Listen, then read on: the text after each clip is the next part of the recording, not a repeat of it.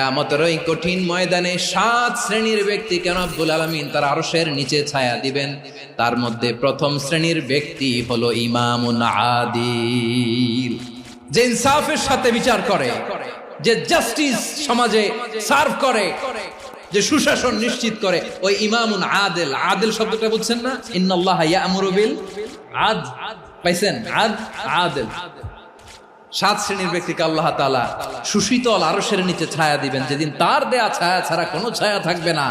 এর প্রথম হচ্ছে ইমামুন আদিল, ন্যায়পরায়ণ শাসক। চিল্লায় বলেন সুবহানাল্লাহ।